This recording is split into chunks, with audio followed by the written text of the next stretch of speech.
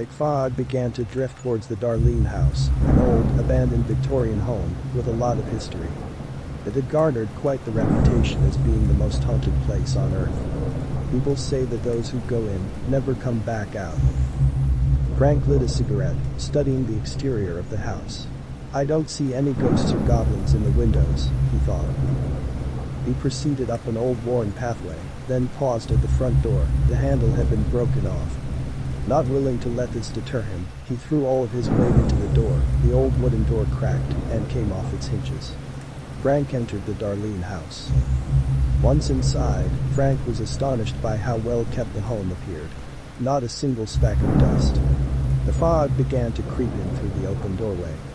A loud thump came from upstairs. Frank jumped, his breathing became heavy, and his heart felt like it was going to explode.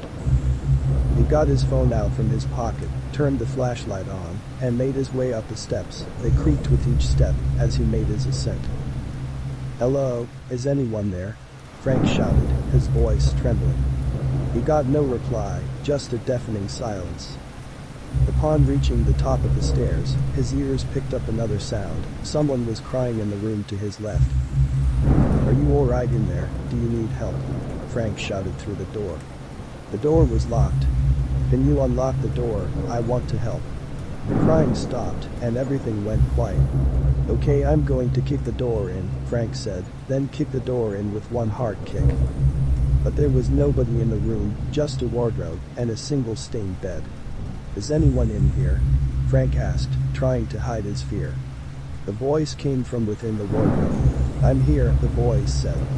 Frank jumped at the voice. His heart began to thump in his chest. "Who's there?" Frank said, his voice becoming a whimper. Frank once again recoiled as a second voice came from the bed. "We are here." Frank looked under the bed, nothing. And when he opened the wardrobe, it was empty. He shook his head and pinched his arm, hoping to wake from a bad dream. None of this makes any sense, he thought.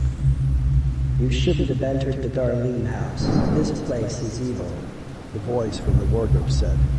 Frank's head began to feel strange. His vision was becoming cloudy. He sat down on the floor, no longer able to keep his balance. Before his sight completely darkened, he looked down at his legs. They were wooden table legs. The wardrobe and the stained bed spoke in unison. "Darlene won't just make you feel at home. She will make you part of the furniture."